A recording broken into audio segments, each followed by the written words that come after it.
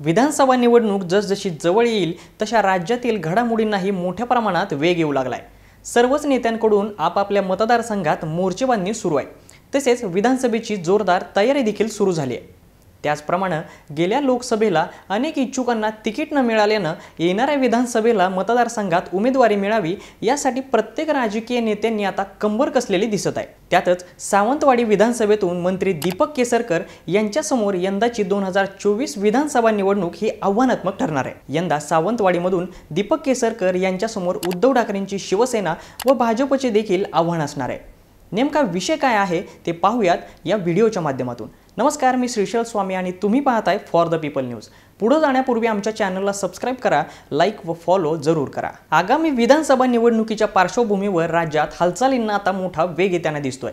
सावंतवाडी विधानसभेसाठी दीपक केसरकरांसमोर मोठं आव्हान असणार आहे आणि तेही महायुतीमधील बंडखोरींमुळेच। एकेकाळी काँग्रेसचा बालेकिल्ला असलेल्या सावंतवाडी विधानसभा मतदारसंघात एकदा काँग्रेसच्या तर 2 वेळा शिवसेनेच्या तिकिटावरती निवडून येणारे दीपक केसरकर यांच्यासमोर उद्धव ठाकरेंच्या शिवसेनेसह भाजपचे माजी आमदार राजन तेली हे मोठे प्रतिस्पर्धी असणार आहेत। आता सावंतवाडी विधानसभा निवडणुकीचा राजकीय इतिहास काय सांगतो हे थोडक्यात पाहूयात।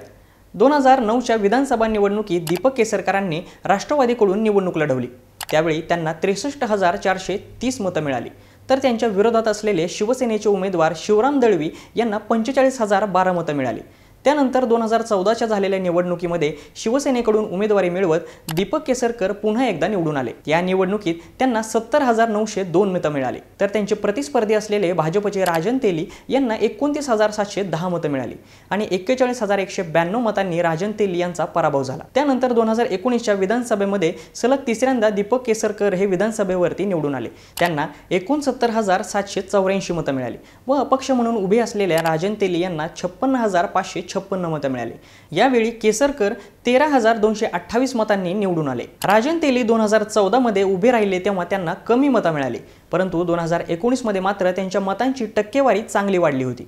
आता हे राजन तेली आहेत तरी कोण? ते महायुतीमधील मित्रपक्ष असलेल्या शिवसेनेच्या दीपक केसरकर यांना का विरोध करीत आहेत हे जरा समजून घेऊयात। 1997 मध्ये जिल्हा परिषदेच्या निवडणुकीत नारायण राणे यांनी पहिल्यांदाच काँग्रेसकडून सत्ता खेचून घेतली आणि सिंधुदुर्ग जिल्हा परिषदेवर शिवसेनेचा भगवा फडकवला। त्यावेळी राजन तेली हे जिल्हा परिषदेवरती पहिल्यांदाच निवडून गेले आणि थेट शिवसेनेचे पहिले जिल्हा परिषद अध्यक्ष झाले। त्यावेळी 2.5 वर्षाचा कार्यकाळ राजन तेली यांना मिळाला। 2005 मध्ये नारायण राणे यांनी शिवसेना सोडली आणि काँग्रेसमध्ये प्रवेश केला।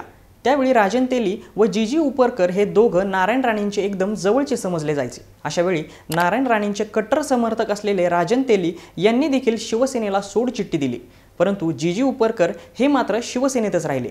कणकवली मालवण विधानसभा मतदारसंघाच्या पोटनिवडणुकीत नारायण राणे यांनी जीजी उपरकर यांचे डिपॉझिट जप्त करत मोठा विजय मिळवला होता। नारायण राणे यांना शह देण्यासाठी बाळासाहेब ठाकरेंनी 2006च्या विधान परिषद निवडणुकीत जीजी उपरकर यांना उमेदवारी दिली।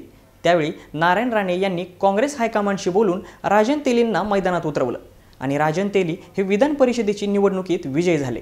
2014च्या झालेल्या लोकसभा निवडणुकीत निलेश राणेंच्या पराभवानंतर अनेक आरोप प्रत्यारोपांमुळे नारायण राणे यांचे अनेक समर्थक राणेंना सोडून गेले। त्यामध्ये राजन तेली यांनीही राणेंची साथ सोडून राष्ट्रवादी काँग्रेसमध्ये प्रवेश केला। 2014च्या विधानसभा निवडणुकीमध्ये राजन तेली यांना सावंतवाडी मतदारसंघातून भाजपने उमेदवारी दिली।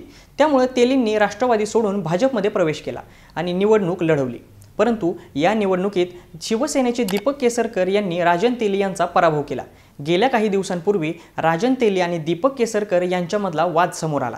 केसरकर हे माझे वैयक्तिक दुश्मन नाहीत, परंतु या माणसाचा उपयोग जर मतदारसंघाला होणार नसेल तर आम्ही युतीमधून त्यांना मदत केली तर सावंतवाडीची जनता आम्हाला माफ करणार नाही, असं राजन तेली म्हणाले। तर मी केलेल्या कामाच्या ठिकाणी नारळ फोडणं एवढंच काम राजन तेलींनी केलंय असं म्हणत दीपक केसरकरांनी पलटवार केला।